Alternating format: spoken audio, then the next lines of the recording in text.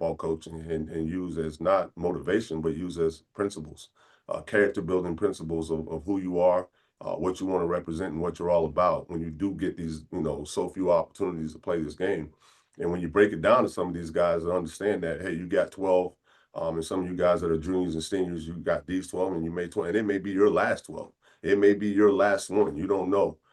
And so we got to go seize the opportunity, and God has given us another opportunity this Saturday, and we're blessed with it to go compete and play a game that we love. And why not go lay it all out on the line, and seize the opportunity? So that's kind of the building blocks of what we're doing this week, and it's a test on a lot of different things, and multiple things can be true at the same time. I say it all the time, and this is just another one of those tests along this journey called life, and that's what we try to do: implement as much life as we can to this, and hopefully we get these guys to respond the right way and go play the football that we're capable of playing, and give ourselves a chance this weekend.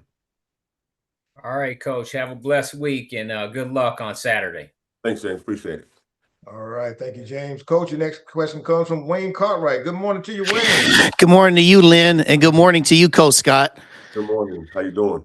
Doing very well. So I want to ask about running game. Yeah. Your running game, and also the one that you're getting ready to face. So you guys have been held under 100 yards 2 weeks in a row running. What do you see the keys to be able to get out of just a little bit of that rut that you guys are in, running the ball for this week? And then also, teams have been, last two games, the opponents against Delaware State have been pretty good, containing their running game. So what can it take for you to improve yours this week and continue to stop theirs? Well, I think it's twofold, right? I think what people need to really look at, and I think that doesn't happen enough, is MEAC football. It is physical. It is a trench game. Yeah, you have some explosive playmakers. Every team does, and on the outside and on the perimeter. But you can look around this league and you can see that, man, when you get to the Celebration Bowl, you get that the SWAC, and everybody's always surprised at how physical of a league that we are. And it's built around toughness, and it's built around that run game, and it's built around being tough and physical in the trenches. And so you find that out each and every week. And what we got to do is you got to keep swinging. You're not going to improve unless you got to keep running the ball. It's just like anything else. Like, video out there with Michael Jordan saying he missed 9,000 shots. He missed 26 game-winning shots. You just have to keep shooting. So you have to keep handing the ball off. You have to keep running the football. You have to keep finding schemes with your angles, numbers, and grass, and hopefully putting you guys in the right position to do it. And keep tugging away. And at the end of the day, you got strain up front, man. You got strain up front. It's a physical game. Everybody's beat up. Everybody's a little sore this time of year and all those type of things. If you're not, you ain't been doing it right. So it's a toughness thing. You just have to keep, swinging at it. And I think, they have two really good running backs. They're committed to it, obviously. And when their offense is really rolling, they're able to run the football. And yeah, some teams have kind of, in this league, that's going to happen. It's kind of limited some of the success they've had on the ground, but I'm sure they're not going to change. They're going to come in with the same mindset. They're going to try to get those two backs going, to get things going up front. And if they can do that, that'll loosen some things up in the passing game and those type of things. So I think you're going to see both teams come out and play true to their identity, and try to set things up for which way they, dictate having success. And so we're going to continue to do that. We're going to find ways to do that, and I'm sure they are too. So again, it's going to be another trench football game, which, that's the type of football that you're going to be playing this time of year. Hey, appreciate you as always, Coach Scott. Good luck to you this week in Dover. All right, brother. Appreciate you. Thank you, Wayne. Now on over, Coach, to Nathaniel Henry Jr. Nathaniel. Good morning, Coach Scott. How you doing this morning? I'm doing great, Nathaniel. How are you? Great. I know you didn't get the results, or the team didn't get the results this weekend that it was looking for.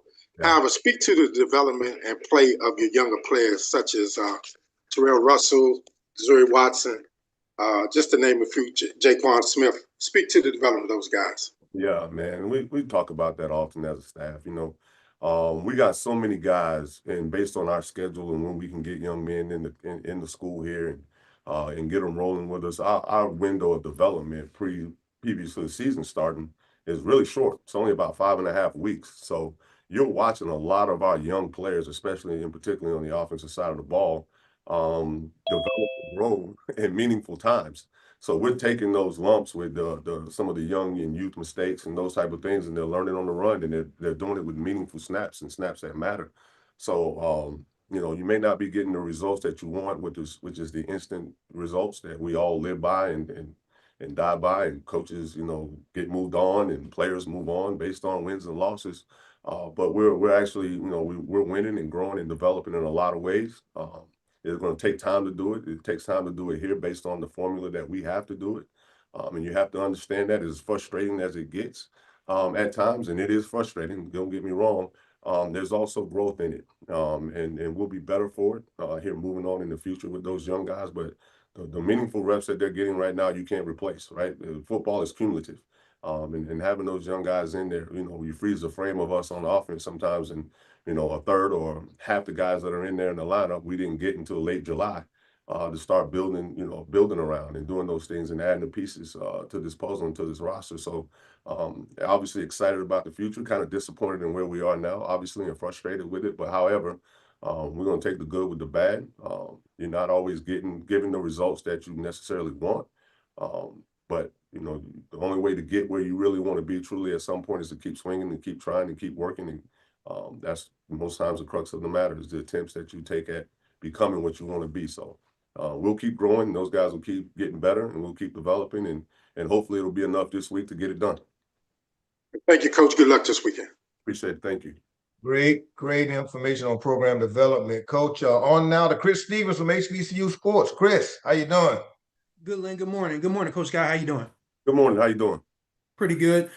I wanted for you to expound on a little bit what you talked about the previous answer with Wayne about the physicality of the MEAC. I think people look at the league and see 6 teams and think that it's not a tough league week to week. Just what are your overall assessments of the MEAC? You've coached here a long time. Obviously, you've won a championship here. You've coached at the U. You've coached at Tennessee. Just what do you think people miss about the MEAC in their judgments of the league? They're not watching it closely enough, right? I think anybody with a good football eye and a good football and IQ could sit down and watch any of these films and go, man, that's some physical, really good, well-coached football going on out there. And it's very much so underestimated. And then when you get to the point of seeing it in person, you're kind of surprised by it. You're kind of overwhelmed by the level of physicality, the level of athleticism, the level in which these young men are being coached and developed at all positions. It's amazing what the coaches in this league are able to do with the resources that we all have, and the product that we're able to get to the field and bring to the field. To me, is nothing short of amazing, and very much so underestimated and not talked about enough and not appreciated enough, honestly. The job that everybody's doing with their situations, man, is really unique, and everybody has their unique story to how they get it done, and it's different for all of us. We get together as head coaches sometimes and we talk about some of the challenges that are kind of lateral across the board of what we have to deal with, and the things we're going through at the same time. But then within that is even more unique situations as far as admissions and meals and how we're feeding guys and how we're trying to develop guys physically and mentally to sustain and be able to play this game at this level, all while trying to schedule and play 7 out of conference games too as well. And then we get to the meat and potatoes of it, and it's a 5-week race. These young men are developed, and I think the talented ones that are should get the opportunities to move on and be able to showcase their abilities on the next level and do all those type of things, because this is some really good football that's transpiring and being played week in and week out. And I promise you'll see that again, over the next 2 weeks. And I think Lynn kicked it off right and said it right. Man, this just, you never know. Any given Saturday, I didn't think we would go out and kind of hand the game right over in the first quarter like that. I thought it was going to be a tough fought ball game down at the end. We made some critical mistakes that we couldn't overcome. And again, there's lessons in that to learn, especially for as youthful as we are, in a lot of positions that we'll benefit from and be better from. So everybody just got to keep building. But yeah, I think people underestimate this league, this conference, and what it's capable of doing until it's right there presented to you. So I think anybody who likes football, you better watch it, because there's some really good players and really good football being played here. Thanks for your time as always, Coach. Best of luck this weekend. Thank you. Appreciate it. Thanks for that, Chris. Coach, your final question this morning comes from Dwayne Nash. Dwayne. Good morning, Coach. How you doing? Wayne, how are you? I'm doing pretty good. And yourself? Good. Well, Coach, pretty easy to just assess from what you see of Delaware State on that they have a pretty good running game, and that's all that they are. Is there anything else that stands out to you about Delaware State without tipping your hand too much about your strategy coming up this weekend? Yeah, I mean, a lot, right? Watch them play on defense. Turn on the other side of the ball and watch them fly around and how physical those guys are. I mean, they run to the ball. They play physical. They play. You can tell that this is a football team that's believing in what it is that they're doing, right?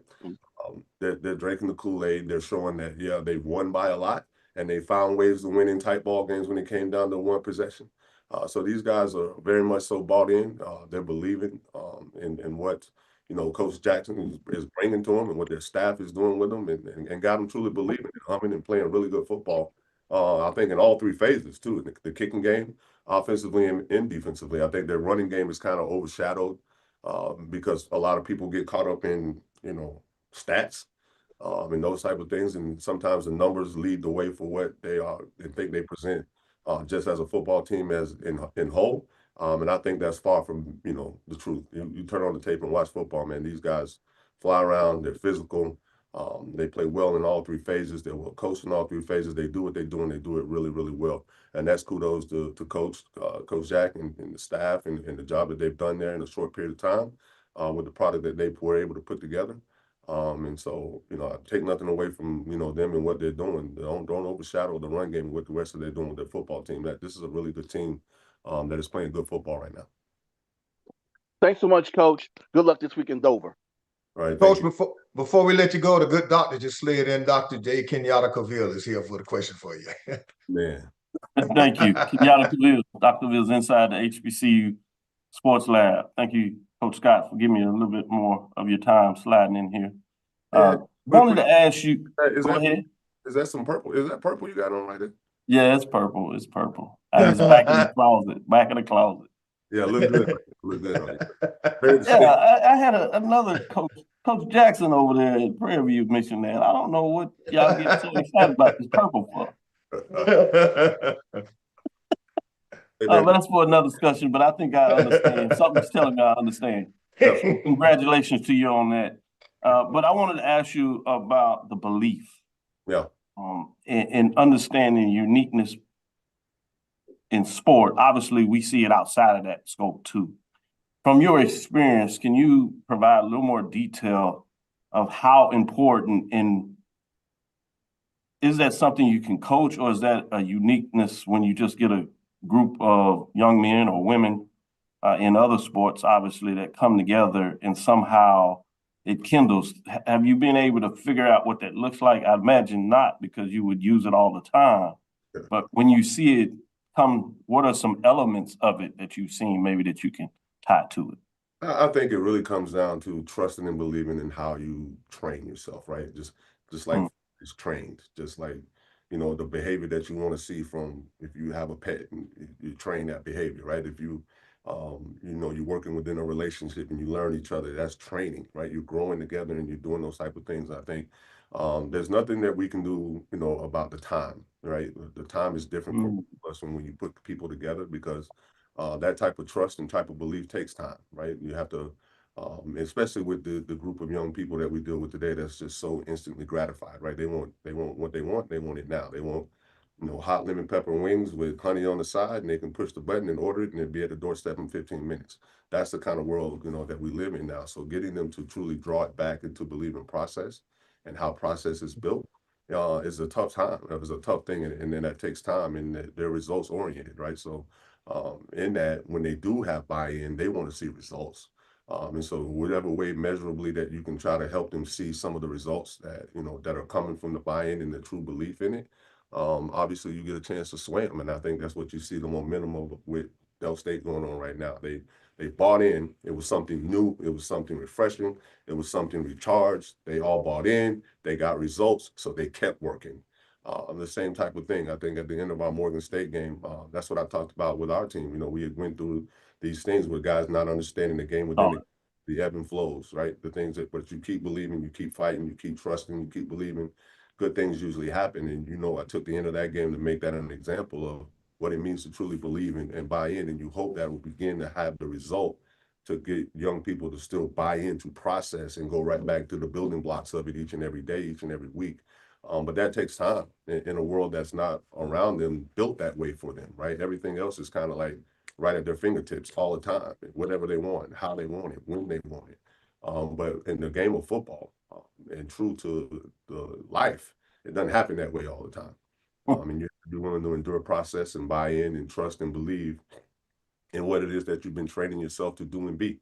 And so, that's what you hope that you do. And in the development game, which we're going to be in at Howard, we're not going to be able to replace our roster year in and year out and plug in a lot of transfers and all those type of things. We just can't do it that way. We're going to have guys that believe and buy in to give ourselves a chance. And that's going to be a big part of the development here and how we do things, which is unique to us, in which we embrace that part of it, Doc. So I think, yeah, man, belief is something that I don't think you can do it and do it at a high level sport unless you truly do. Appreciate some of those key nuggets. And let me go see if I can find me some black and old gold and move away from this purple and red and white. It does look very distinguished on you, Doc. I appreciate that. Take care, Coach. Good luck this All weekend. right. I appreciate it. Thanks, Doc. Thanks, Doc. Coach, thank you for your time. We'll let you get back to work, Coach. And for all of you out there, it's going to be Howard at Delaware State this Saturday, November 15th at Alumni Stadium, 1 p.m. kickoff on ESPN+. Let's roll on down to Durham, North Carolina. Our next interview is with the North Carolina Central head coach, Trey Oliver. Coach Oliver, how are you this morning? I'm well, Lynn. How are you doing this morning? We're doing good, Coach. I'll tell you what, this past Saturday, the Eagles hosted Norfolk State and looking to get back on track, and you did just that. You stormed out, but to a 17-7 halftime lead. You stretched the lead to 28-14 in the fourth before Norfolk State came storming back late in the ball game, but the Eagles put it away 31-28 on senior day. This one ended up being a lot closer than most people expected. But you won it anyway, Coach. Tell us about it. I don't know what the people expected. That's a very dangerous football team. And if you look at the games they played, they've been in just about every game has been a one-possession game. So, we knew that their record wasn't who they are, and they were going to come here and fight us. And, they're a dangerous football team and very physical. And we knew they weren't going to lay down. And, we wanted to try to get a lead on them and be able to try to extend that lead, but we weren't able to pull away like we wanted to. But I think, hats off to Coach Vic. I think he's an up-and-coming coach, and that program is going to be much improved. But I thought our defense played well. And we did give up a couple explosive plays. I think we gave up 3 huge plays that really cost us and let them stay in the game. And then offensively, we played well at times, and then kind of sputtered a little bit. I thought we were terrible on third down, and a lot of that had to do with penalties. But I think that one concern I had was we did not play well consistently in all 3 phases. When the offense was playing well and would score, the defense would come out there and we gave one right back. So we got to work together. Defense playing well, we need the offense to put a drive together. Then the offense will sputter. So we've got to be able to play 60 minutes of with more consistency. But great to come out with the win. Glad to send these seniors out on senior day with the win. And like I said in the press conference, we'll take an ugly loss over a pretty win. An ugly win over a pretty loss anytime. Okay, Coach. Now in the barbershop, they said the Eagles overcame that trap game. Now you've got South Carolina State coming to town for a Friday night under the lights. And in the barbershop, they say this one falls into a must-win category for the Eagles to keep pace with the 2 teams slightly ahead of you.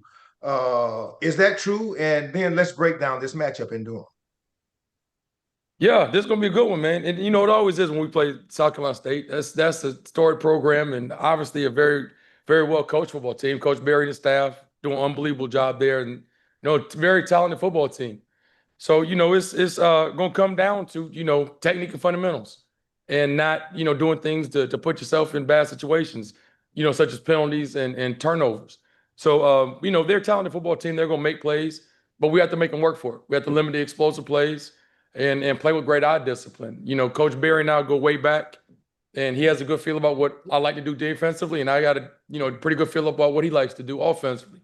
But it's gonna be a great one, man, and we're excited about have an opportunity to compete with those people.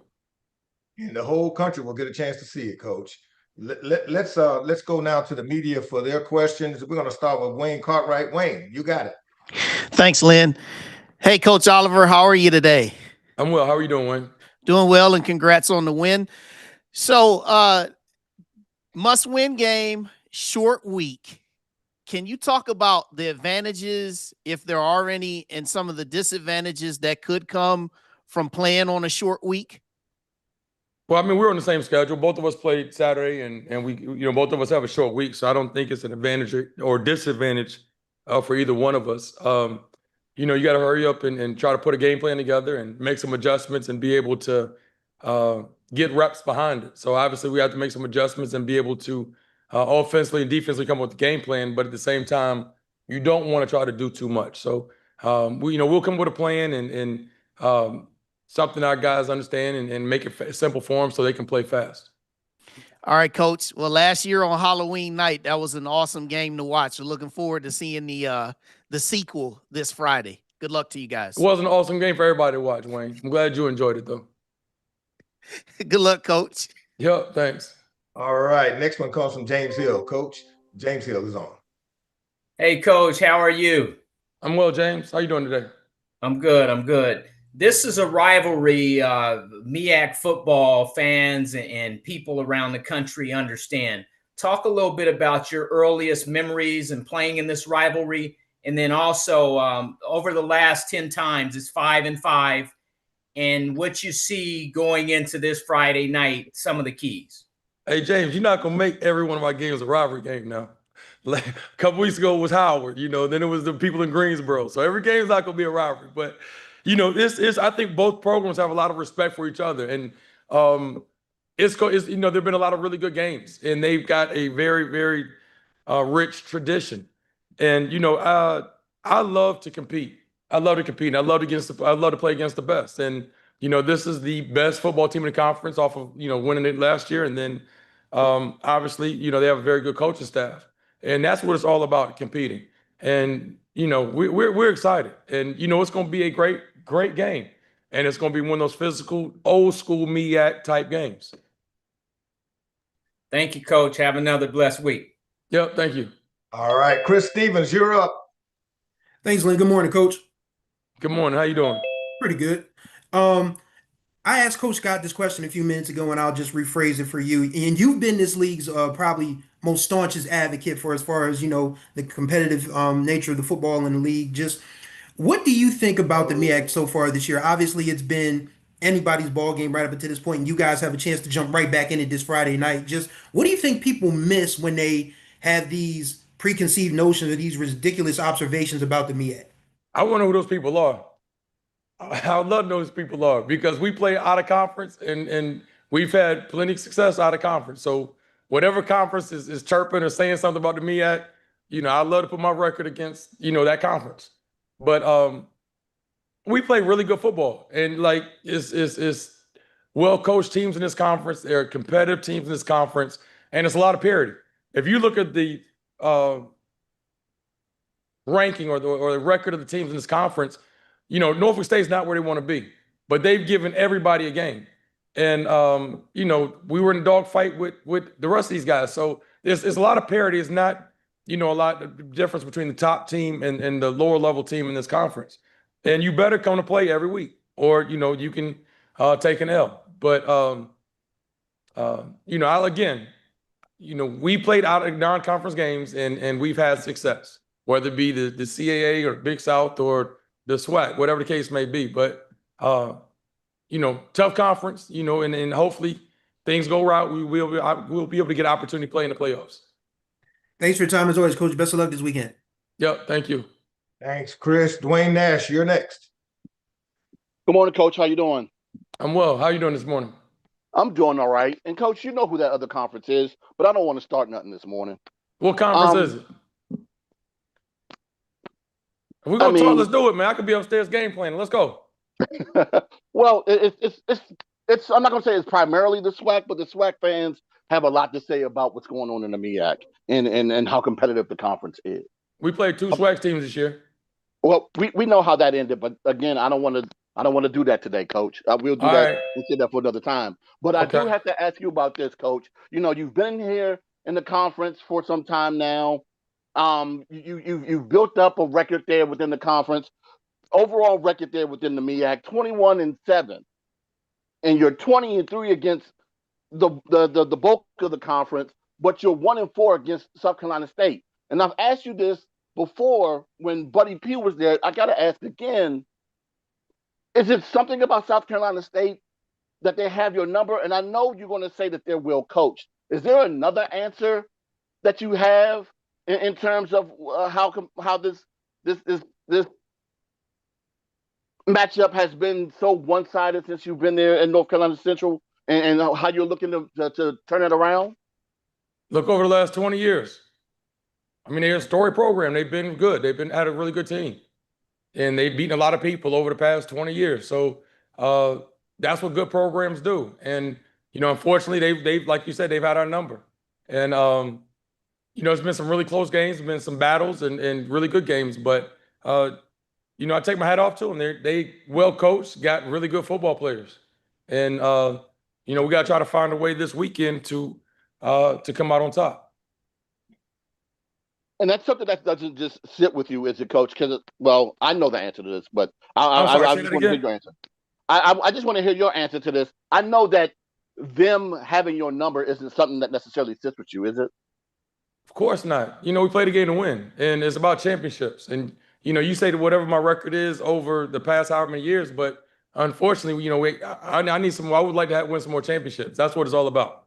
You know, wins and losses are great, but at the end of the day, it's about who's raising that trophy above their head. So, and obviously, you know, you got to go through South Carolina State to be able to win a championship. And this weekend, we're gonna have a tough task ahead of us. But like I said, we're looking forward to the game. All right. Thanks as always, Coach. Good luck this week in Orangeburg. Yep. We're gonna be in Durham, right? Oh, Durham. Okay. Good luck at home this week. Yeah. All right. Thanks so much, Dwayne. Coach, we got 3 questions for you. Now, Daryl Duvall, you're on. Good morning, Coach. How you doing this morning? I'm well, Daryl. How you doing? I'm pretty good. It's just a little cold because it reminds me of probably, even though I've never been in North Carolina, it's probably cold there too. But hey, real quick, I just want to kind of go back to your veteran leadership. How important has a veteran leadership been in keeping with your team consistent this season? You know, that's a big thing, and that's where it starts. You know, I think the best teams I've been a part of are player-led teams. And you know, I don't believe in getting up and preaching and all that other stuff in front of my team. You know, I say my piece, and they understand what we have to do, what we have to accomplish, and it's up to those leaders to help the conversation in the locker room, the conversation in the weight room, and continue to motivate those guys when coaches aren't around. So, you know, leadership is key, and we talk about during the game having the thermostat mentality. The guys got to stay locked in. You know, you can't have bickering and arguing and stuff on the field. And I think our guys have done a great job with that. But you know, you can have talented teams, but if you don't have leadership, that's only going to take you so far. Well, thank you, Coach. Good luck this weekend. Yep, thank you. All right, Coach, your next question comes from Dr. Kenyatta Cavill. This is Kenyatta Cavill, Dr. Cavill's inside the HBCU Sports Lab. Good morning, Coach. Good morning. How you doing? I'm doing well. Tell Nash he can talk his talk. You got to speak with some confidence on the MEAC. They doing what they do, especially behind your leadership, Coach Oliver. With that being said, I want to get in this matchup. I had this matchup as a top 7 matchup, 3 versus 6. That's 1 versus 2 in terms of conference standing. And so it's extremely important when you go in there what you're fighting for, which is be at the top of the MEAC, such that you can earn a bid to the Cricket Celebration Bowl. And furthermore, if not, you still want to win because you want to put yourself in a position for the playoffs.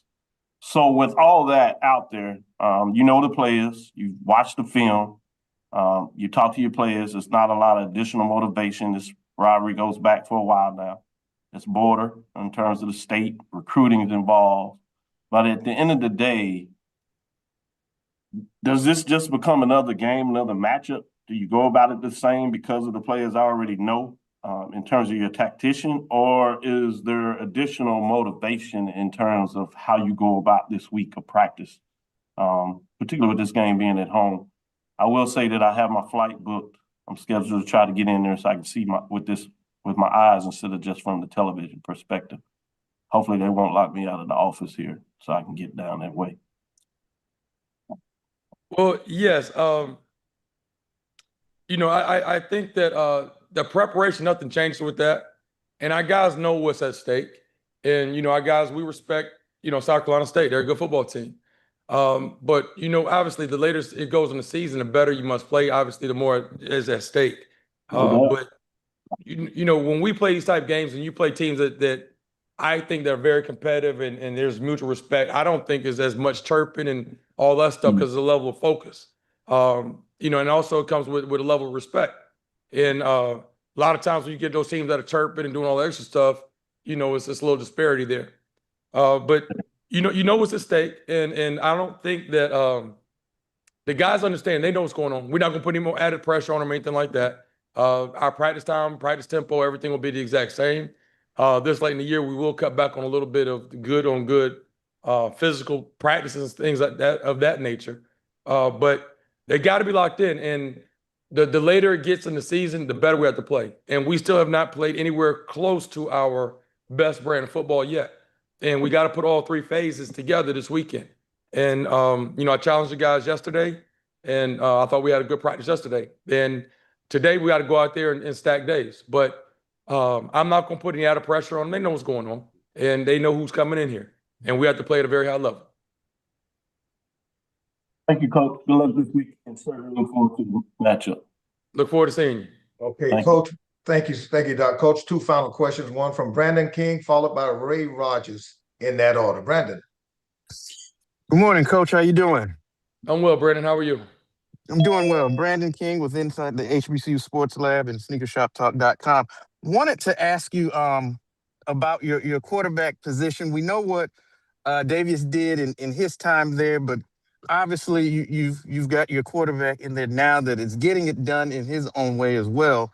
Wanted to ask from the standpoint of what does that say about you and your staff's ability to not only find the talent, but then develop it to get it to do what you need it to do in terms of your system and what you want to get done there at North Carolina Central.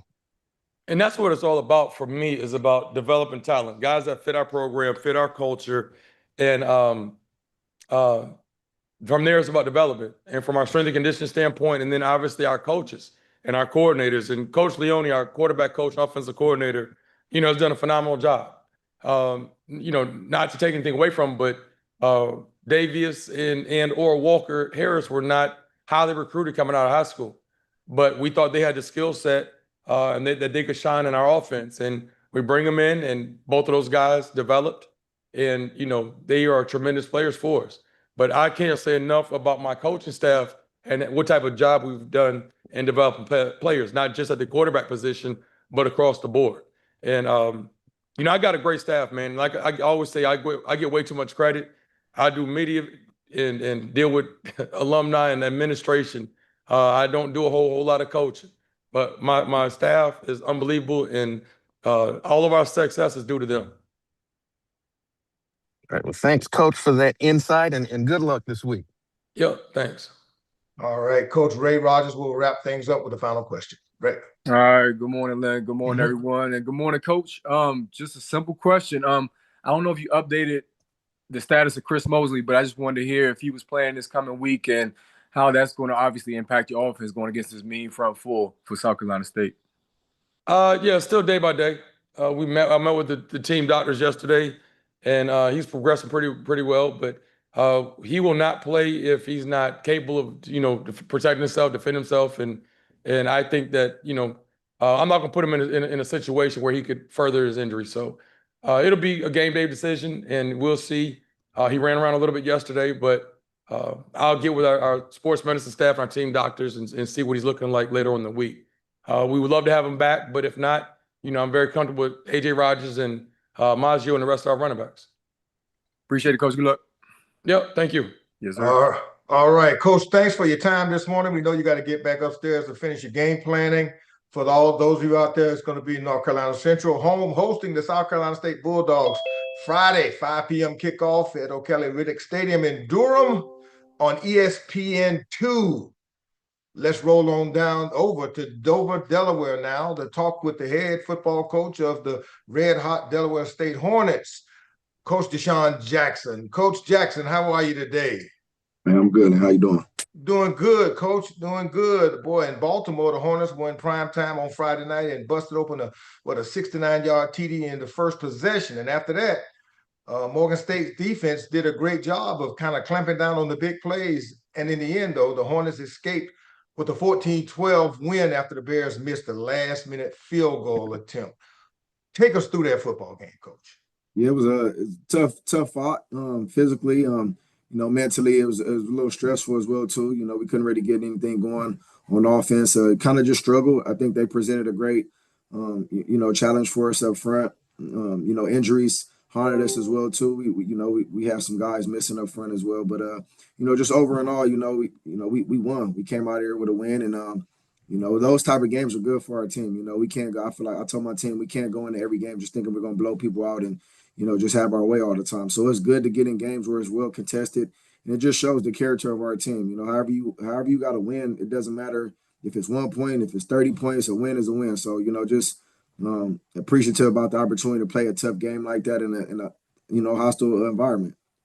Coach, you got another big football game coming up. This time it's home this weekend against Howard, another good football team. We're going to open up and go to the media for questions. You got a few questions lined up. We're going to go first to Kevin Tresolini. Kevin.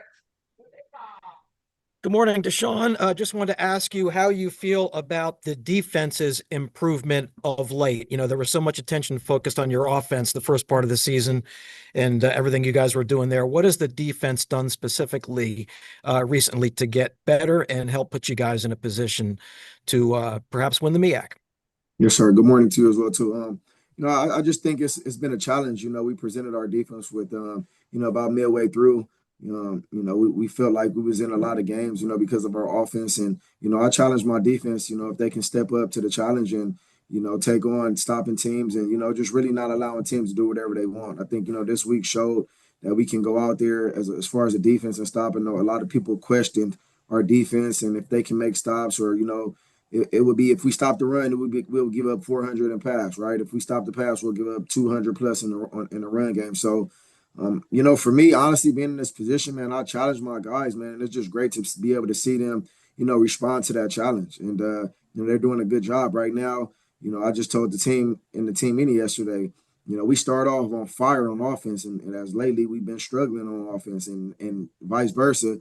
We struggled heavily on defense, even though we played pretty good on defense, we still struggled in my eyes. And now as lately, our defense is on fire. So, I mean, it's just, at the end of the day, to win the championship, the defense, defense wins championships. So I'd rather have it how it is now. We'll figure it out on offense.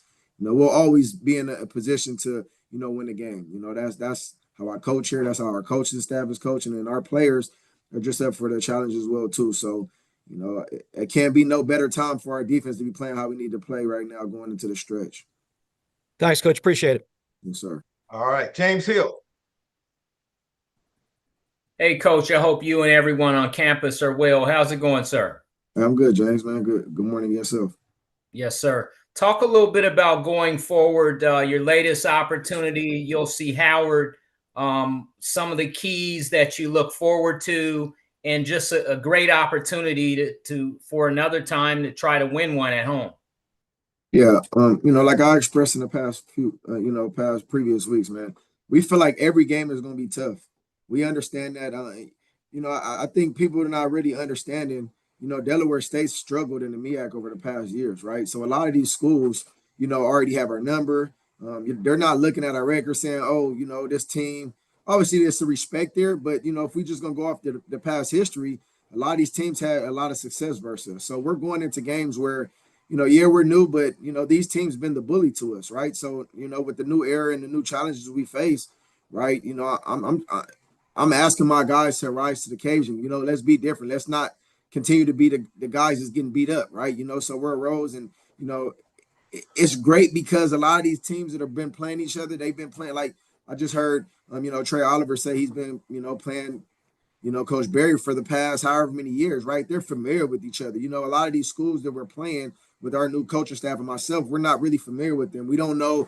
In the back of my head, I don't know exactly what they love to do, right? We're getting into the midst of things where we have to find out things on the fly. But at the end of the day, man, it's another opportunity. It's going to be a tough game, right? Howard's going to be, they're going to be the big brothers, the bullies, right? Because they've been beating Delaware State for the past few years. So every game is going to be tough, right? We have to put our foot down and say, you know what, enough is enough. We're not going to continuously be in bully, right? So as you see now, we're stepping up to the challenge. We're competing, and guys are having success. Thank you, Coach. Appreciate what you're doing with that program, and have a blessed week. Yes, sir. Thank you. Okay, Coach Wayne Cartwright has a question for you.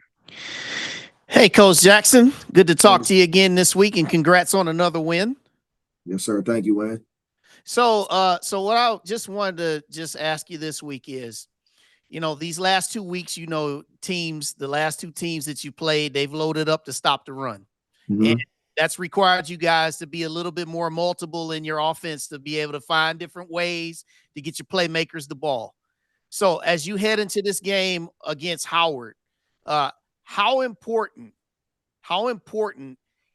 is the transition of your quarterback, Caden Bennett, in the passing game? How important is it for him to be able to drive that passing game a bit as coaches and teams start to adjust even more to that run game? Yeah, I mean, you as a head coach, in a man in a position where you have to make a lot of decisions, right? You try not to make excuses, right? You try not to say, oh, these guys are not playing. We have an unhealthy line, right? Our mentality is always a next man up mentality, right? But the moral of the story is, we're not healthy up front right now, right? We had a guy, one of our senior starters, that was suspended for a punch he threw in the Norfolk game, and it was in the second quarter. I mean, in the second half, and the MEAC made a decision to suspend him for the whole game, right? Usually he's only suspended for the first quarter, for the first half, and we're able to use him. Our left tackle Elijah Payne is out on an ankle injury. So, when we have young guys that hasn't had experience, and we have guys that are stacking the box, and our run game is our bread and butter, of course it's going to be a challenge. Morgan State's defense is one of the toughest defenses that we've faced this year. Their linebacker number 40, number 10. I mean, their DNs, they're up front. I mean, they have a pretty good defense over there, right? Some top candidates for some top positions in the MEAC conference, right? So, you can't make excuses. You got to, just put your head down, chin up mentality, and you got to keep going, right? Whatever it is we have to do to win a football game, that's what we'll do.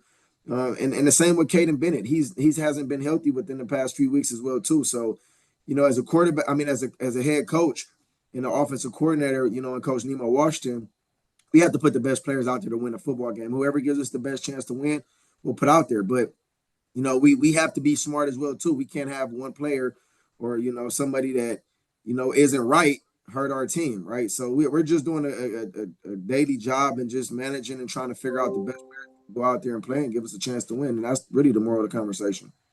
Well, Coach, I don't see any of that as excuses. I see that as just being transparent, and I appreciate your transparency as always. So good luck on Saturday against Howard. Thank you, man. Appreciate you. All right, Dr. Cavill, you're up. Dr. Cavill's inside the HBCU Sports Lab. Good morning, Coach Jackson. Hey, good morning, Doc. How you doing? I'm doing well. I had a chance on the first part of the show to talk to Coach Scott in regards to a belief as it came up. Mm-hmm. So I wanted to take a little bit off of the X's and O's and ask you, from your vast experience of playing the game at various levels and experiencing that, can you provide some insight of what are some of the key components of when a team starts to believe and plays together with the talent they have, particularly on various sides of the ball? As you said, at some parts of the year, your offense carried the team. Now, recently, the defense is carrying the team. You add it in with the special teams. A lot of it now, they start believing in the segments of and what the coaching aspects and what they're telling them, and they work towards those goals even harder. Could you give some insight, your experience of what that looks like and why that comes together in certain teams in certain ways over certain years? Yeah, I mean, you just look at that in real time, right? Like you look at your body of work, you look at what you're asking your young men to do. You look at who's willing to be, um, accountable, who's Mhm. willing to be vulnerable, right? And it's still a daily challenge, right? Like, it was just in yesterday where, we're coming off a tough win and a game that I felt we made tougher on ourselves. But at the end of the day, we still came out here with a victory.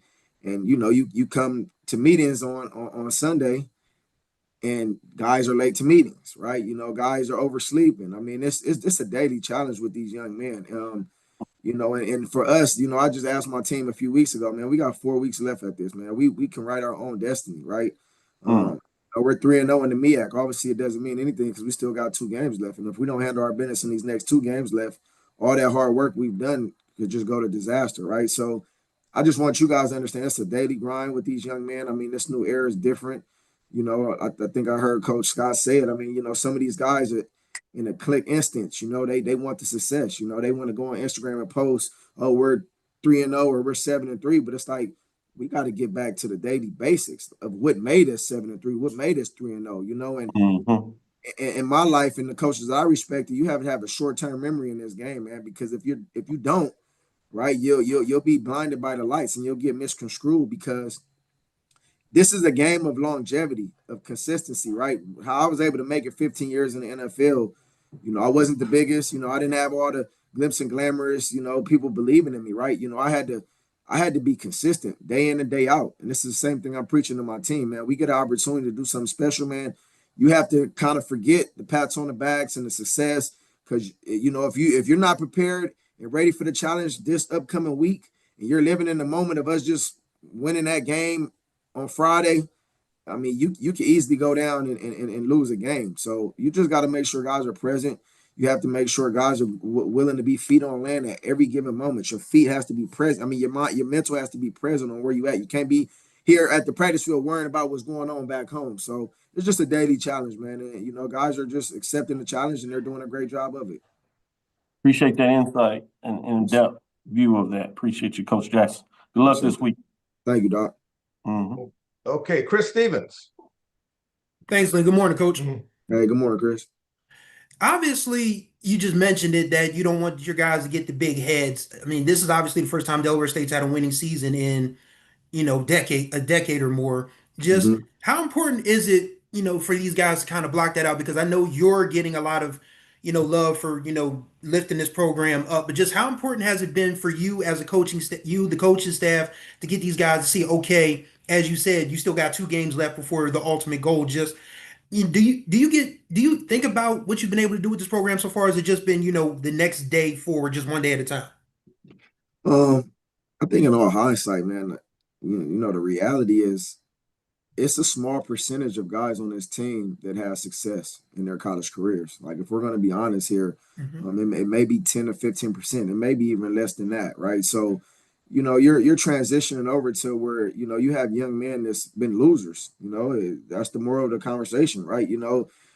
I have seniors on my team that's been here 4 or 5 years that haven't had a winning season. The most wins they had in the season was 2 to 3 games, right? So you're programming and you're having these guys, go through the unnormal. It's not normal for them, So when we're talking about success, when we're talking about the daily grind, when we're talking about asking them to do things that they're not used to being doing, some of these guys are falling in love with that because the feeling of winning it's like a drug. It's an addiction, right? So I mean, I hate to use that analogy, but I mean, it's a real, thing that these young men are witnessing right now. And I think the beauty of it all is, you're seeing these guys cherish these moments. And some of these guys, like I have my quarterback in my office crying to me because he's like, man, this might be it for me. Like, like I have a promising career and, I've seen guys that had more success and threw more touchdowns and, these guys haven't made it, and some of these guys are coming to realization that this may be their last bit of football, man. So as a coach,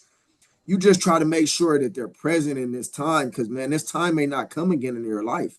Like, we have a chance to do something very special, man, and it is hard, because my success is different from these young men's success, So, I just got a daily grind, keep my foot on the gas and just allow them to know, man, it's more special when we come together and we endure this together, man. Once you start breaking off and say I or me, I mean, it doesn't mean the same, man. Because at any given time, I tell this all the time, one person could be the disaster.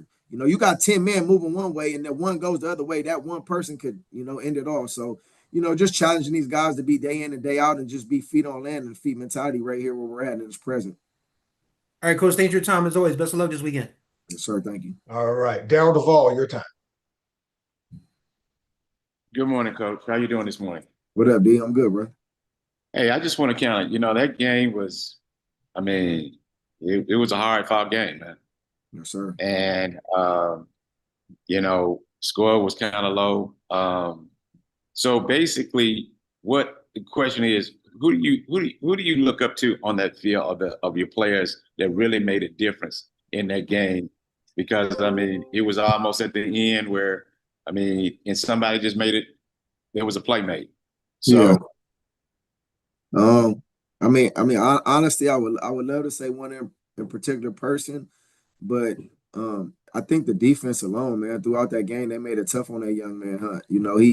He's a baller, man. I don't think, I ain't gonna say he doesn't get the credit, but this year I think he had 4 freshman all awards from the MEAC conference, right? So, dude's about 6'6", 6'5", can run. I mean, he's the most dual threat quarterback I feel like we faced all year. He can run and he had a strong arm. So I think the pressure they put on him is crazy because he DM'd me after the game and said, "Hey, coach, man, that was a hell of a game, man. Y'all showed me some looks I never seen before." And I think it just, to his contest is like, man, it's gonna make me get better and it's gonna make me own up to what I need to do to take the next steps in his career. But I mean, if we go back and look at that game, man, it was some questionable, and we can say on both sides, there was some questionable calls towards the end. We had got a targeting hit, and it wasn't even a personal foul that they called, and they picked up the targeting and then threw down a personal foul and gave them 15 yards and left time on that clock to help put them in field goal range. So, in my eyes, I don't know if y'all see, but after that dude missed that field goal, I just took off and ran because I'm like, man, it's hard enough, and you got some of these calls that's being called. It to me is just mind-boggling how you make some of those calls at that time being. But, at the end of the day, I feel like they almost, it is what it is. I'm gonna say how I said. I feel like they almost handed them the game, but at times, man, God's on whose side. I feel like who's it's meant to be for, and this year has been one of those years, man. God's been on our side. Well, good luck. I think that game really. Hey, you found some people who really wanted to take it, who you can really trust from that game. I hope Hey, it, man. You gotta. I love to be in contested battles, though, man, because. In championship ball, you're gonna have to play. You're gonna have to go through that. You're gonna have to fight adversity, and when you fight adversity, that really shows your team. Like I would rather go through it now than I say we went through all year, and then if God makes us, be in that celebration ball, and we got a tough game, and we never been in that situation. So, on the road to victory, you got to go through some tough battles, man. And that's just a contest right there. All right. Well, good luck this weekend. Look forward to seeing y'all again, man. Yes, sir. Thank you. This question comes from Dwayne Nash. Good morning, Coach. How you doing? I'm doing good, yourself. I'm doing all right. You just laid out a list of injuries that your team has accrued throughout the year. Is this a byproduct of the schedule that you guys have faced throughout the entire year, or is this just football? And what's your message to your team as it pertains to fighting through these injuries as you prepare to face a team that has, in your words, bullied your program before you got there?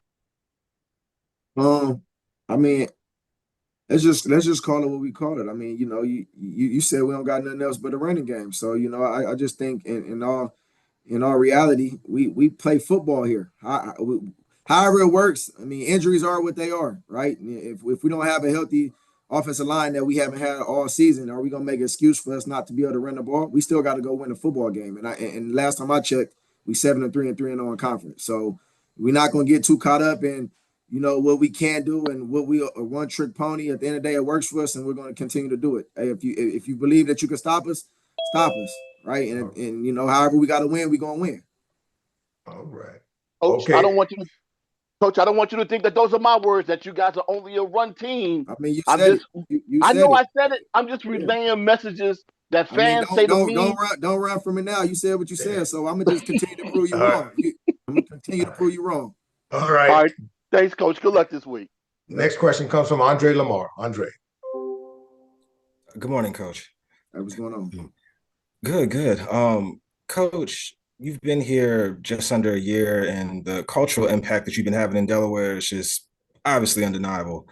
The fact that you've been here almost a year now, when you look off the field, when you look at Delaware, how would you describe Delaware? What do you like about Delaware, and what do you think could be improved about the state of Delaware?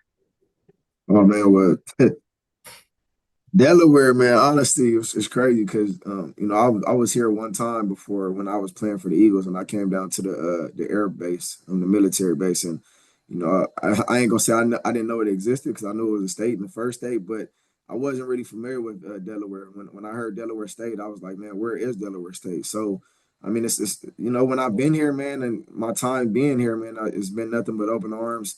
You know, getting love from the mayor, the governor. You know, it's been nothing but you know, positivity and support. I think, you know, they haven't had this type of success in a while, so a lot of people are gravitating it. Not to say, you know, I'm a Philadelphia legend for the Eagles, and a lot of these guys grew up Eagles fans, so it just makes it a lot easier. You know, it's always level of improvements and room for improvements, but you know, just the support from the state, man, and everybody here has been nothing but open arms, man. It's been a great time. But Coach, is there one thing, if you could be governor right now for a day, what's something you would like to change about Delaware? Andre, we're going to have to limit that question, okay? Because we're running out of time. Brandon, thanks for that question, though. Brandon King is up next. Brandon? All right. Good morning, Coach. How you doing? I'm good, Brandon. How you doing? Pretty good, pretty good. You mentioned in your opening statements about your ball club and the character that they've shown, particularly these past 2 weeks. The games, I'm assuming have been closer than you would like. As a head coach, and you kind of touched on it with the previous answer, do you almost want your team to go through some adversity so you can kind of see how they'll respond and what you've got and some things that you can implement so they'll know what to do when the going gets tough? 100%, man. I think it's great, you know, for our program and, you know, our ball club to have to go through adversity, right? You know, we've been through adversity somewhat in the season, but it's been a while since we went through adversity. I think, you know, the last adversity we faced was in the Monmouth game and, you know, the Sacred Heart game before that. So, you know, going on this stretch, we need adversity. It's going to help our team, you know, on this final stretch to where we need to go to be successful. All right. Well, thank you for that insight, Coach, and good luck this week. Thank you, man. Appreciate it. No problem. Okay, Andy Walter. Hey, Coach. Hey, what's going on, Andy? Hey, you know, I know being a head coach is kind of giving you a new perspective on things. What was it like watching that last minute drive by Morgan and then, you know, the kick going up and realizing, you know, the whole thing could get away from you there on one moment? Yeah, man, it was tough, man. It was a tough battle, man. I tip my hat out to Morgan State. You know, they did a great job, man. You know, they fought us tough. You know, and you know, at the end, that last minute, you know, I just kept trying to be patient. You know, I didn't show any moments of, you know, not believing in my team to win a football game, right? We had an opportunity. You know, that quarterback and that offense did a great job of putting themselves in field goal position. We missed a sack towards the end of that game, and we missed a interception, and you know, helped them get in position to make that field goal. I'm just happy their kicker intentions was to make it, but obviously he didn't make it, and I'm just happy we got out here with a win. Thanks. Yes, sir. All right, Ray Rogers, you got the final question for Coach. Coach Jag was good, man. Congrats on a tough win. And I heard what you and Coach Scott said about this generation. I know you mentioned like them posts on Instagram, but you should know by now Brian Bates, that's my guy, and he's been emphasizing that they've been working since January. And I'm just saying, like, just hearing that passion and hearing how long you guys been putting in the work, I think they're getting it, man. I hope you agree with that sentiment. Yeah, no, for sure, 100%, man. I appreciate you acknowledging that.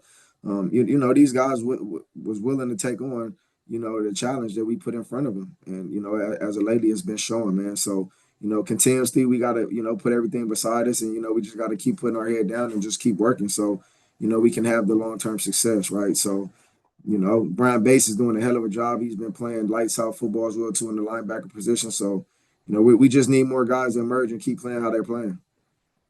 I appreciate you. Good luck. Yes, sir. Thank you, man. Yeah. All right, Coach Jack, thanks so much for your time today. We're gonna let you get back so you can finish your game planning for this week. It's going to be Delaware State hosting Howard this Saturday at November the 15th, Alumni Stadium, Dover, 1 p.m. kickoff on ESPN Plus. Thanks so much, media reps. You see, we got a lot of questions. We're going to ask you to limit them to one each because we're just halfway down the road, Coach, y'all, and we got to get out on our time slot. So we're going to turn our attention now to Norfolk, Virginia. We're going to talk to Coach Michael Vick here. Good morning, Coach Vick. Are you with us? We're going to give him another second. Coach Vick.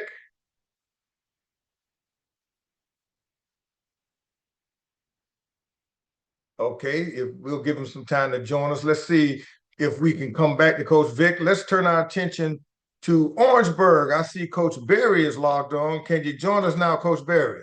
There you are, Coach. Let's talk to. Hey, good to see you this morning, Coach.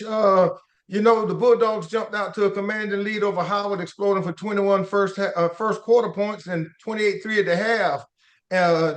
Jared Washington, man, he had a career day. Let's talk about him and the Bulldogs this past Saturday. First of all, man, to God be the glory, man. Found a way to win the football game. Going 1-0 is the mission for us every week. And I thought our guys played well for the most part, pretty much the entire game in all three phases. Speaking of Jared Washington, man, what a good football player. Great young man. He's been with me for quite some time, played for me at Benedict as well. So he's having a great year. He's doing some outstanding things. He not only got a pick six and took it to the house, but he also scooped up one field goal block and took it to the house as well. So that's 14 points he was able to create. But several PBUs, really good football player. We're grateful to have Jared Washington on our football team.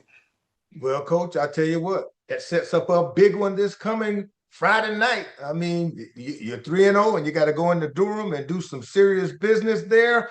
Under the lights on prime time, we've got some media reps who are going to ask you some questions about this matchup. We're going to start by going to James Hill. James, you got some questions a question for Coach Berry. Hey, Coach, I hope you and everybody in Orangeburg are well. How's it going, sir?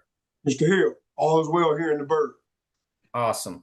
Talk a little bit about the historic piece. We understand what this looks like in terms of the history of the MEAC, these two rivalries, these two institutions, and what you look forward to this week with offense, defense, and special teams. Well, we're excited about the matchup. You know, we have all the respect in the world for North Carolina Central and what they do, and Coach Trey Oliver. Coach Oliver and I know each other well. We work together. He was the defensive coordinator at Southern, and I was offensive coordinator at Southern. We were there together.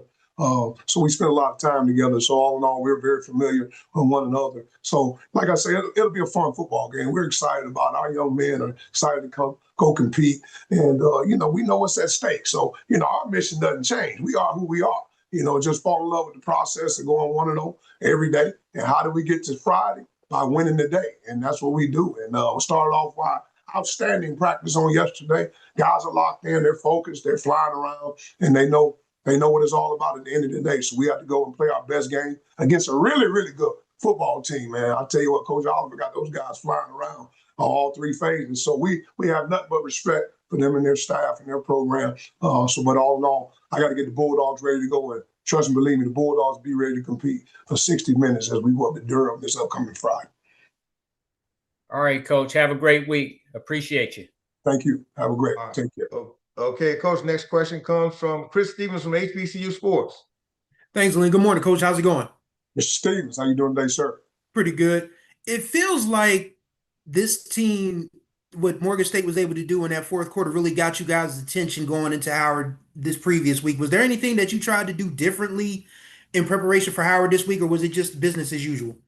Business as usual, man. We just got to do a better job of finishing. You know, our thing for the week was DEF. Discipline, execution, and finish. That's all we talked about all week. And our young men bought into that. They understood. They had it on their mind, man. You know, you got a good football team. When you play at a place like South Carolina State University, man, you understand the expectations, man.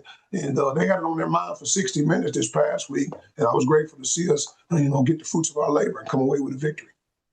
Thanks for your time as always, Coach. Best of luck this Friday. Thank you. Appreciate it, man.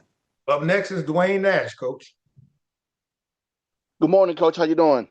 Mr. Nash, how you doing today, sir? I'm doing pretty good. I'm going to keep this question pretty short. Actually, it's a follow up on Chris's question that he just asked. Based upon your performance that you just had this past Saturday, and you just talked about it, Coach.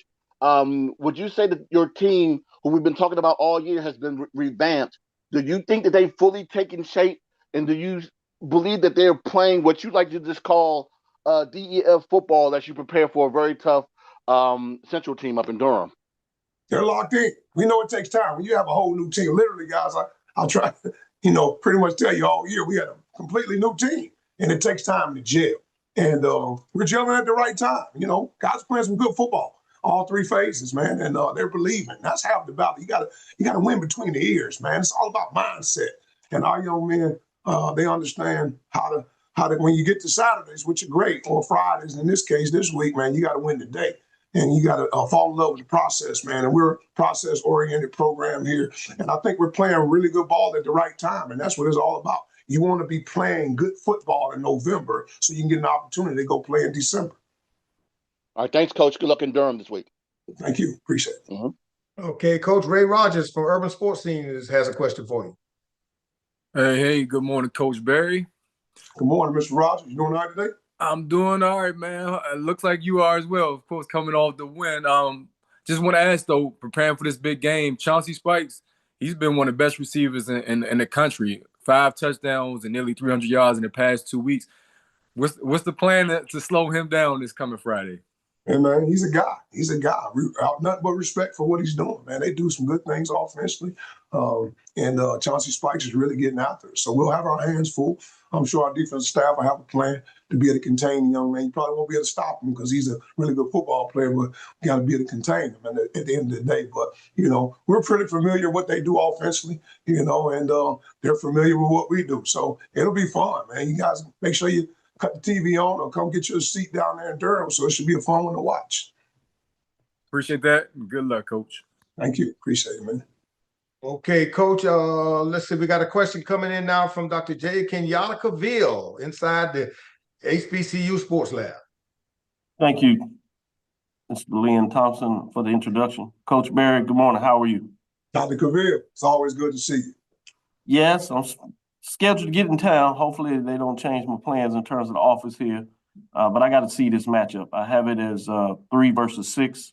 Obviously, you coming on the road as the 3rd-ranked team in the ranking there. More importantly, in terms of it's your next game, undefeated in conference play, and you have a mission to get back to the Cricket Celebration Bowl. But if I understand how you do it, it's the next game on the schedule. Mm-hmm. But I want to ask you, in terms of as you're doing that, when you have opportunity playing these big games, how do you go through the work week? Is it your traditional framework? Hey, it's another game. Let's get better at these areas, which I imagine. But how do you frame it when you have these opportunities to play in front of the lights, play another excellent team-led team, and what it showcases for the MEAC and HBCU sports in general at the FCS level? Well, our philosophy doesn't change really for us, man. We always say it's a big game because it's the next game. And that's we don't let our guys get too high or too low.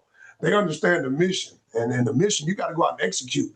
You can plan your work, but you got to go work your plan. At the end of the day, that's who we are at the end of the day. We got to go practice well. It's about the separation is in the preparation. When you got 2 really good football teams, which we both have, the preparation matters. And you have to fall in love with the preparation. And every day, you can't get that day back. I tell our team all the time, guys, you can't get this day back. So you might as well maximize this 2 hours you have out there on the field, maximize your meeting times, maximize your time in the weight room, because you can't get it back. So again, the thing about us, man, we don't worry about the opponent. We respect every opponent we see. We just follow the process of what we do here at South Carolina State, and it's been working well for us thus far. Makes sense. I like the focus, and I'll keep that in mind myself as I go through the daily grind about I can't get it back. So let me do what I can do to get it right. Yeah. Thank you, Coach. Thank you. Take care. Look forward to the matchup. Seriously. Thank you, man. Appreciate you. All right. Thank you, Doc. And Coach, thank you for your time this morning. I know you got to get back to your staff and get ready for this big one this coming Friday evening at 5 p.m. For the media, it's going to be a kickoff 5 p.m. in Durham, North Carolina. It's going to be the North Carolina Central Eagles hosting the Bulldogs of South Carolina State. 5 p.m. kickoff Friday night on ESPN2. Let's turn our attention now and go to Baltimore and have a chat with Damon Wilson, the coach of the Morgan State Bears. Coach Wilson, how you doing this morning? I'm doing pretty good, Lynn. How about yourself, brother? Doing good, man. What a great ball game it was, Coach. In the rain at home, you managed to slow down the Hornets offense after that first one big play touchdown in the first quarter, and you had a chance to win it in the end on the last play, but the field goal goes wide right, Coach, and the and the Bears fall short. Take us through this football game. Well, as you said, man, Coach Jackson had those guys come in real red hot. You know, it's one of the top FCS programs, one of the top programs in our conference this year, and those guys was playing at a high, and we challenged our guys to make sure that we stop the run defensively, and then make sure we execute it in other phases. And I think outside of that first drive, our defense did a great job with balling up the run, and I think we held them to under 120 yards, somewhere around their total rushing, and which was good. But we didn't do what we needed to do offensively. We finished pretty strong the South Carolina State game, but didn't carry that same momentum offensively into Delaware State game. Special teams wise, I think we played well in kickoff coverage. Punt team, I think we did well, but we didn't execute at the end with the field goal. 2-minute offense gave us an opportunity to kick the field goal to go ahead. And we got a freshman kicker, went a little wide right. But guys showed a lot of grit, a lot of fight. Really good football game, and we got to get ready now for Norfolk State team. Coach, you got Norfolk State, a team much like the Bears have played well, but just one or two things just hampering you from finishing those games. What is it going to take to get this much needed win for the Bears? We have to come out fast. That's the biggest thing. Come out fast, continue to play defensive. Like I said, it's probably one of our best defensive performances as of recent. And so make sure we bring that same energy to the game this upcoming week. And we got to play better up front, O-line wise. We didn't do a number of things well up front from a communication standpoint. So we want to correct those things and get ready for an attacking style defense that Norfolk State has. And then they got a balanced offense. So, we got to get ready for those guys. And I know those special teams, they're going to have a couple things up their sleeve as well, special teams wise. They have a good kicking game, good return game. So once again, it's a complete team. Their record is no indication of what type of team they are at all. So, we have to come in and be ready to rock and roll.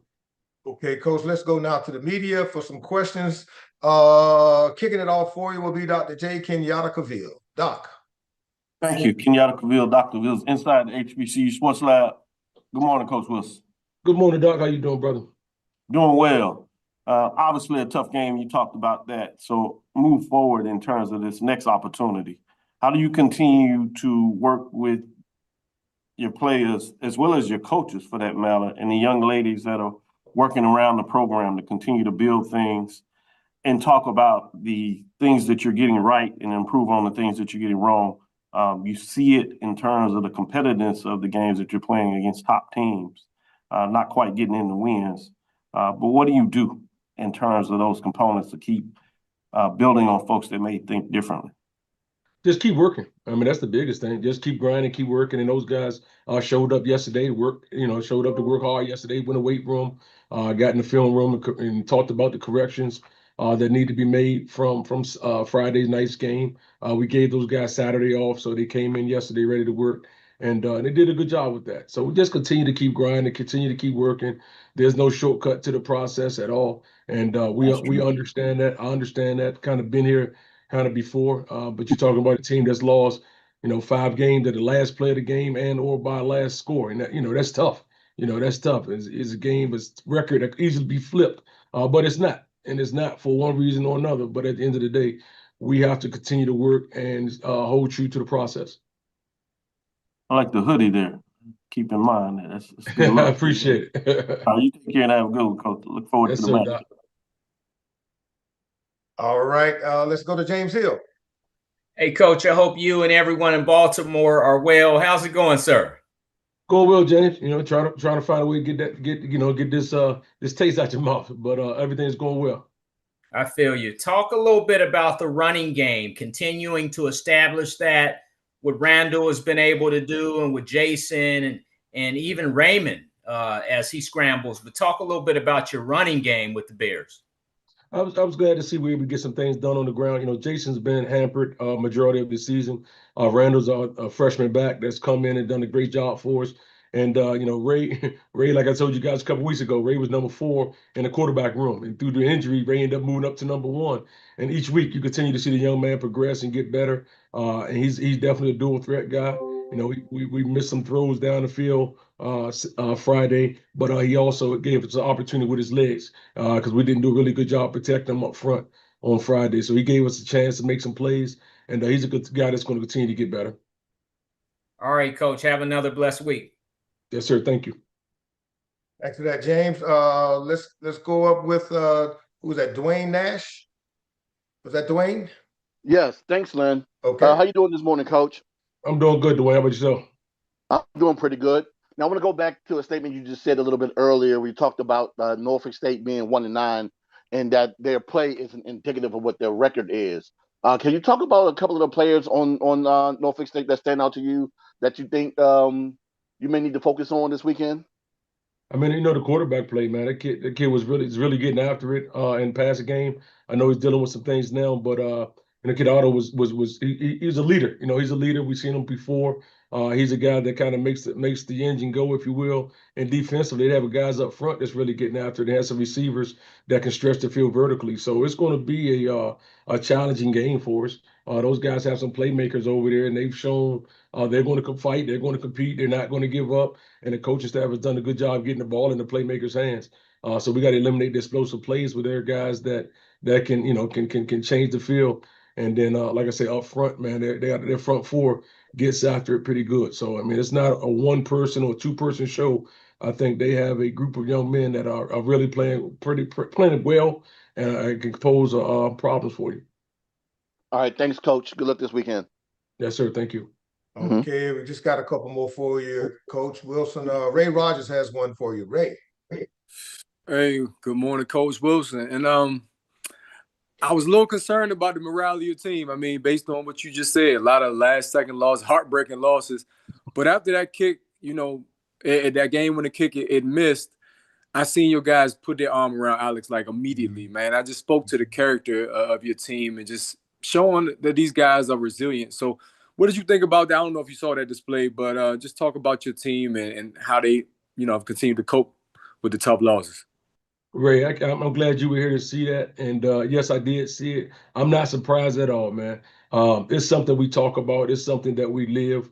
And it was refreshing, you know, to see, you know, a young freshman that comes in, you know, we got a new holder and all that other good stuff. Nobody cares about all that. The kid practices every day. He wants a particular outcome. We want one of a particular outcome, but it didn't happen.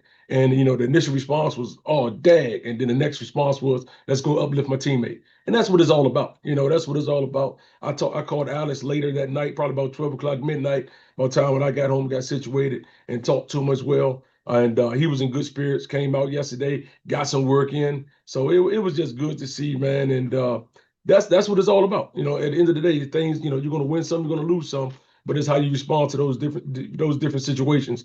And I think our guys handle that really well. Yeah, Coach, life lessons, man. I think it's going to translate to life off the field. Appreciate your time. And yeah, man, keep pushing, brother. Yes, sir. Appreciate you, Ray. All right. Some great stuff there, Coach. And the final question for you this morning comes from Chris Stevens of HBCU Sports. Thanks, Lynn. Good morning, Coach. How's it going? I'm good, Chris. How about yourself, brother? Pretty good.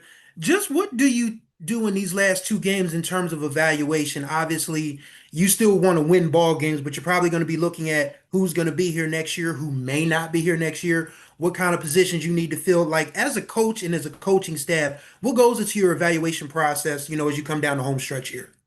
Well, you know, you evaluate all year long, but the reality is you want to send these seniors out the right way. You know, so it's not about, and we've been playing a lot of freshmen throughout the season, so it's not about seeing what some freshmen can do. We kind of already are familiar with that. But you want to make sure the seniors kind of scratch that last itch, you know, on the football field. Some of these guys won't play the game anymore, so I don't want to, hey, we're just going to go heavy young guys and get rid of the old guys. You know, that's not the mindset at all. We want to, you know, win the ball game, but at the end of the day, make sure these guys leave it all out on the field as seniors, but at the same time, continue to evaluate the younger guys to make sure we know what we need in the recruiting and get the necessary voids filled during this recruiting process. Thank you for your time as always, Coach. Best of luck this weekend. Yes, sir. Thank you, Chris.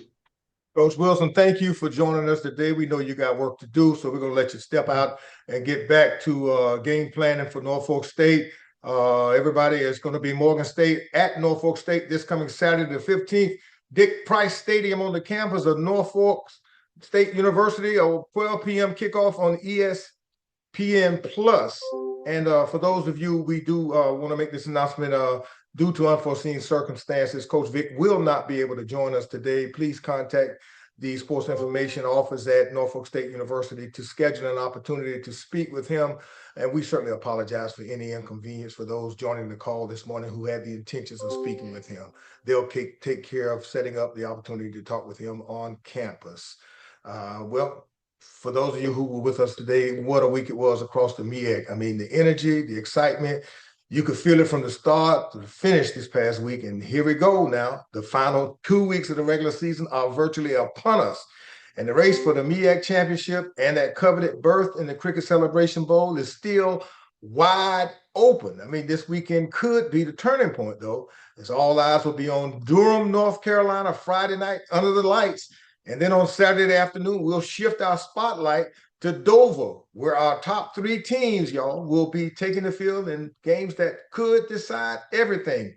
One thing for sure, but by the end of this weekend, we just might have a real clear picture of who's got the inside track and who will be just one step away from capturing the chase to the MEAC crown.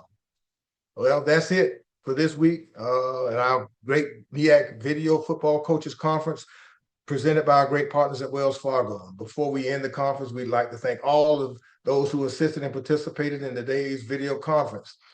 The league would also like to thank its corporate partners for their continued support of the conference and its Elite 8 member institutions. And as a reminder, the next video conference will be next Monday, the 17th at 10 a.m. For more information on MEAC football and other sponsored sports, visit MEACsports.com. And follow the MEAC on social media at MEAC Sports on Facebook, X, Instagram, TikTok, and Threads. Thanks for joining us and tuning in to the MEAC Football Coaches Video Conference. And let's have a great football week. Peace to you. Take care. Thanks, everybody. Thanks. Have a good day. Thanks, Mr. Lynn. Everybody, take care. All right.